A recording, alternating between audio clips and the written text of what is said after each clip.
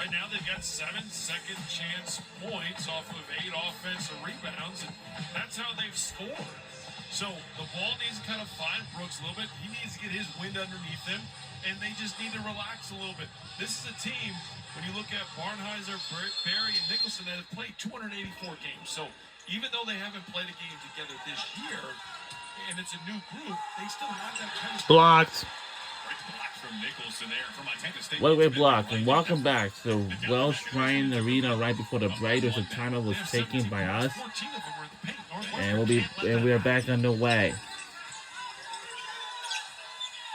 Leach had a good start to this one, working against Walker. Nearly had it ripped away, but couldn't find his role on the mid-range shot. You want to see more of the ball movement? Well, they've got to get some spacing. They've got to try to find ways to get to the paint a little bit. The ball's got to move, absolutely.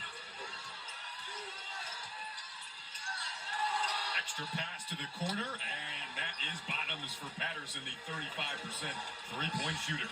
But that starts with Walker being able to back down, take his time. He's a really good passer out of the post. Barnhizer goes back to work against Walker, and one for Brooks Barnhizer. Count it. He's got 7 points of Northwestern's 18. And when we talk about offense, sometimes you just have to have your best player go make a play. And that's what Brooks Barnhizer does. Because right now, offensively, they're still trying to figure it out.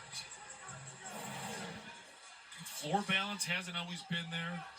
The ball hasn't necessarily moved side to side a whole lot. Brooks Barnhizer, a guy who has truly waited his turn to get into this role of being the leader of the team, learned behind some excellent players in the past. He's everything that is great about college basketball. He doesn't get talked about nearly enough either. Nationally, even in the Big Ten, he doesn't get enough credit for what he does. Steps out defensively here to see what he does on both ends. I mean, look at this. Are you kidding me? Get the rebound too. Are you kidding me with that defensive possession right there by him?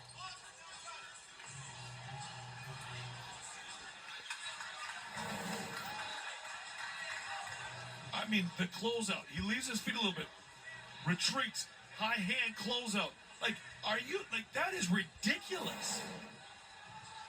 I know you were fired up to talk about it. This is the platform to do it. I'll say it right now. Like, he doesn't get nearly enough credit for what he does for this Northwestern team, but what he does in the Big Ten, and then nationally, nobody talks about him. And it's a shame, because he is what college basketball is about. He should be highlighted a whole bunch more than what he is. Guy who was under-recruited out of high school, found his home here in Evanston, finds a bucket. And gets to go, and we're back in front for a bit. That's just what he's done all his whole career here in Northwestern. His play is taught. You got 2 car naps in today after a 2 a.m. wake-up. So you were energized. I'm always energized. In his debut. He's just fun to watch. Corner 3 is down again. Another one for Tyler Patterson. We're back to 2. We're not far. Falls asleep on the defensive end. And so we can make a 2-point game and make a tie game. And part of that is just, I think, game conditioning right now. When you haven't played so far this year, you're doing everything that he's doing. For the tie. Yes. Nice catch and shoot look for Ty Berry on the other end. We're tied at 23. He made 3 tie-able games. Looking to score. They need more from him. Turning the corner as McMahon ran into a wall in hunger, but got fouled. 23-23 with 5:19 to go in the half. And there it is, just coming off that floppy. But what Barry did such a great job with there was a tight curl. So he came off that screen shoulder to shoulder, and because he came off so tight, he was able to tight curl that right into a shot. Again, he's got to look to get a little bit more active as well. Now he's coming off of his injury, and he's trying to find his rhythm. Started 23 games last year before going down with the injury. Conley goes up, couldn't hit. Akban Polo, the follow, was able to do enough to draw a foul. Should be 2 shots. Again, that's another example of defensive end there for Northwestern, where there's a lack of communication. You have to stay with the ball. You you have two going with the cutter. Northwestern doesn't talk, and then because of that, Colley's able to go to the front of the rim, misses it, but because of that, the help side comes over. You give yourself a chance for another offensive rebound, and that's what Montana State has done. Won't be two shots. You're saying they didn't even really see Agban Polo there. Absolutely, yeah. And again, like, they lost the screen. There needs to be better communication. This is what Chris Collins was talking about during their shootout. Guys, if you're quiet, we are going to get sliced up. And so far, you can see that's what's happening on the defensive end. You said to me between commercials, you feel like Montana State can keep this up energy-wise. There's a block. Second effort, though, from Mullins. Goes in after bodies hit the floor. Barry being one of them. Looks like his shoelace came untied. Appears to be okay, though, after the collision down low. I've never understood how shoes can come off. Now, part of that was because I was never quick, so that happened. We never know what we're going to break down with you, Right. Brian Bush. Well, see, that one that got stepped on, I can see that. There we go. Never happened to me because, like I said, I was never fast enough or quick enough to ever have that be a problem. Some guys wear shoes, though, that are maybe a little larger than their feet. Then you put in the ankle braces, the socks. They get slipped off in the back. A heel issue, you never know.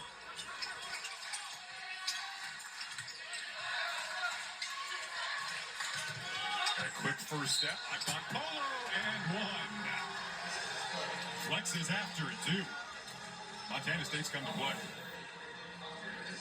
And this is what Agban Polo can do. He can drive. Now, a couple of games that I've watched, he's over-drilled where there's been help side. The problem here is Northwestern is not in right now. They're not tight. When you play this Montana State team, you got to create a defensive wall, and I'll use the term bumper cars. Like, you have to see bodies that when they go in there, they don't want to drive. Right now, that's not there for Northwestern. Luke Unger and Nick Martinelli, as the free throws off, are both on the bench with 2 fouls right now for Northwestern. Something to keep an eye on in terms of when or if they'll return in this opening half, down by 2. That was Titz there. Jed Miller got a piece of it. So stick with Wildcats. Gotta be careful with the Cats. Well, you do, but we're not used to seeing Northwestern make passes like that. Yeah. There was no way that was ever going to be completed successfully. We've seen that this year, and it's early. And but that's what Coach talked about, get that chemistry. Nice one-legged fade from Barnheiser. That was pretty. And sometimes you just create your own chemistry, and that's exactly what Brooks is doing right now. Take the initiative in life.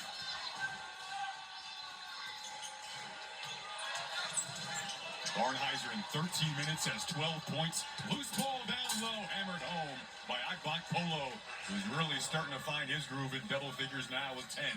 He and Barnheiser, the 2 players in double figures on either side. Kind of going back and forth these last couple of possessions. Leach, tough drive. And he'll draw a foul. Colley didn't keep his arms vertical. It hasn't always been pretty offensively for Northwestern, but Brooks Barnheiser has been putting his team on his back here in the first half. And we'll be right back.